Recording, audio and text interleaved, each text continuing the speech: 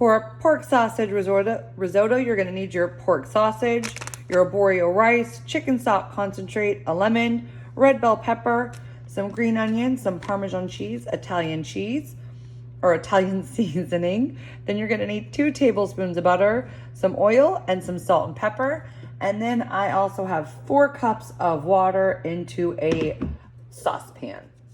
So the very first thing I'm gonna do is I'm gonna add this chicken stock concentrate into my saucepan, 4 cups water. And I have preheated my oven to 425 degrees. And I've adjusted that rack to the very top position. And so we're gonna go ahead and we are just going to let this come to a simmer and then reduce that to low. All right, so I've gone ahead and washed and dried my produce, and I'm gonna just go ahead and cut this bell pepper in half. I didn't cut it all the way through.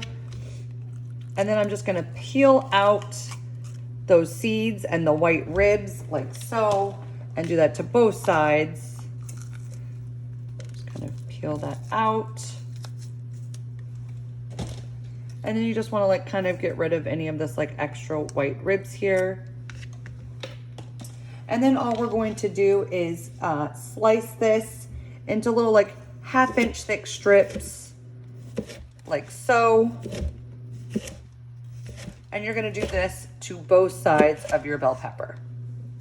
All right, and I did forget one ingredient in my intro. There was a clove of garlic in there. So you're gonna take your clove of garlic and just kind of smash it and get all that paper off. You don't wanna eat any of this paper. And I suppose it's edible, but who wants a piece of paper in their mouth? And then what we're gonna do is we're just gonna cut this into little thin strips. Like so. And then I'm gonna gather up my strips. And I'm just gonna kind of give this a good little mince until there's like small pieces of the garlic. And then you just kind of gather it all together. You wanna clean off your knife. And you can just kind of go into a rocking motion and gather your garlic and clean off the knife, clean off your finger until you just have some kind of fine pieces. This is mincing. You don't want like giant chunks. And so that is looking fairly adequate to me. All right, for my scallions, I'm gonna go ahead and cut off that root, and then we're gonna separate the whites from the greens. Again, the whites go all the way until it is kind of like this pale green here. And when, as you can see, this part is very hollow, this part is very dense. So we're gonna just separate these whites and greens. And the whites, I'm actually gonna go ahead and add to my bowl with the garlic. Please, I'm gonna pull that off because that is just a green. I'm gonna pull off that outer stem because that's just a green. But I do still have a little bit more of the white here. Green, green, green. And there goes my oven. All right, so those are all my greens left. And I'm gonna go ahead and do the same thing with the greens as I just did the whites. Last but not least for the produce, we're gonna go ahead and just quarter our lemon, like so. So we're gonna prep our pork sausage here. Again, if you don't eat pork, feel free to substitute like a chicken sausage or something like that, or a shrimp, or just make this vegetarian and have nothing. So what I'm doing is I'm slicing along the back of it because this sausage has a casing. It is this very thin membrane here. It is actually made from pig intestines, but completely edible. So the reason we're removing this casing is because we want this sausage to be able to be crumbled. And so you're not gonna be able to crumble it with all the casing on it. So I'm just, as you can see, I just am cutting down the middle, pulling that casing off. And I'm just gonna do that to the last sausage. So now I'm gonna go ahead and cook my sausage And I actually have right back here that chicken stock concentrate in the water. It is now simmering away slowly. I'm gonna heat a large drizzle of oil into my pan. And I'm gonna go ahead and add my casing removed sausages to this pan. I'm not touching it. Oops, sorry, I just made that very shaky. I apologize. Let me try and steady it. I'm not touching it so that I don't have to wash my hands again. All right. So now all I'm gonna do is I'm gonna kind of start to break this sausage up a little bit. And as it starts to like cook, you just wanna like get it like all brown, and you want this to be kind of in crumbles. So you see, that's why we removed the casing. This would be impossible to do if that casing was still on there.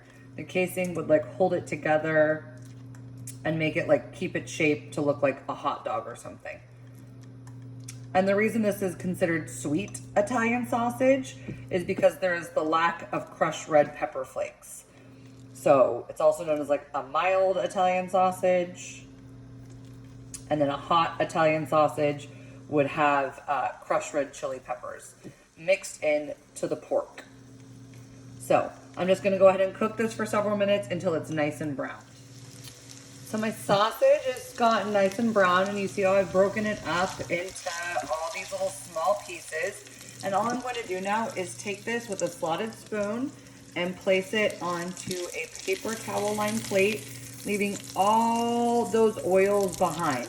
So this is rendered pork fat in here, and also the olive oil that I drizzled in there to begin with.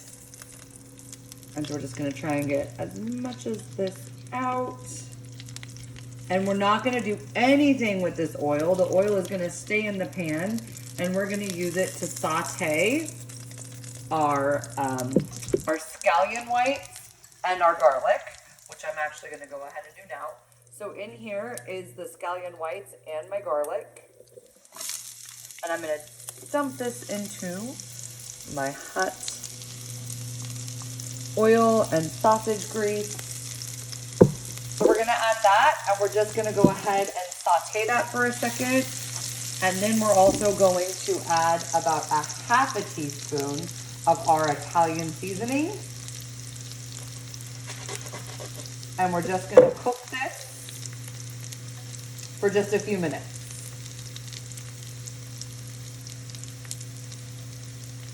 There we go. And actually, we're also going to add our arborio rice. This is an Italian style short grain rice that is used to make risotto. It has a lot of starch to it, and so it will start to create almost a creamy like sauce as you cook it in stock because of all the starches it's going to release. I'm just giving it a hand stir. This is our Italian seasoning, scallion whites and garlic and all that reserved oil. And then the thing with risotto is what you do is you continually add a little bit of warm stock until the rice has fully absorbed it and starts to look dry. And you keep doing that until your stock basically is all gone. So I'm gonna go ahead right now and I'm gonna add about a half a cup or like this ladle full of stock. And my stock is still simmering.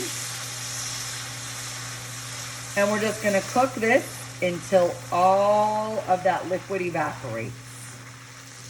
So as you can see, most of that liquid has evaporated. What you're seeing right here is some of that leftover grease. So I'm gonna go ahead and add another about half a cup or this like ladle full of sauce. And we're just gonna keep repeating this process. Now, risotto is a little bit time consuming, but not difficult. But it's time consuming because you kind of got to keep stirring it and adding some stock. This isn't like traditional rice that you just walk away from. You're watching it and you're giving it extra attention the whole time, waiting until all that liquid kind of, evaporates and gets absorbed into the rice, and then adding another spoonful. So we're going to keep repeating this process for about 25 to 30 minutes until this rice is fully cooked. So as my rice is cooking away, I'm gonna go ahead and get these bell peppers prepped. So I'm just gonna put a large drizzle of oil over them. And then we're gonna add some salt and pepper.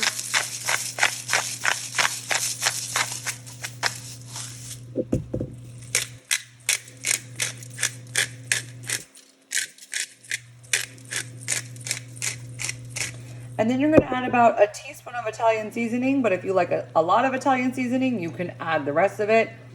This seasoning blend has garlic, oregano, basil, black pepper, and parsley.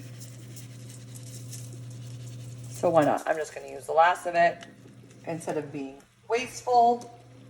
And then I'm just gonna kind of give it a good toss with my slotted spoon that I used to grab the pork so that I'm not dirtying another dish. And so these are gonna go into our 425-degree oven on that top rack for about 15 to 20 minutes as our risotto is cooking away. So it's really important to check your risotto at some point before you add all the stock, and absolutely do not add all the stock at once. It's also really important to add it just a spoonful at a time so that these rice grains get the chance to absorb it all. And as you can see, my rice looks nice and tender and it's soft, but definitely like taste it and see whether it's cooked all the way. And this is about all the stock I have left, and I'm not going to be adding that because it is cooked perfectly right now. So what I'm going to do is I'm going to add all my cooked sausage. And then I'm going to add, and I have turned the heat off. I'm adding all my cooked sausage. I'm going to add those roasted red bell peppers. And then I'm going to add my 2 tablespoons of butter. I'm going to add a squeeze of lemon juice. And then I'm going to add half of my Parmesan cheese. So I'm going to give this a good stir. And our rice really hasn't been seasoned all that much other than with a little bit of the Italian seasoning and scallions and garlic. So we're definitely going to want to add some salt and pepper to this. As you can see, it's just looking so nice and creamy now, especially with the addition of that butter and the Parmesan cheese.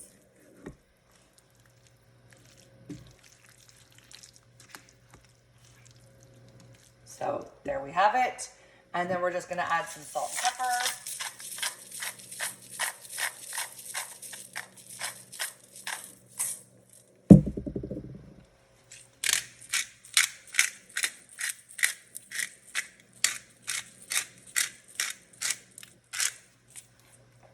Give it one last final stir.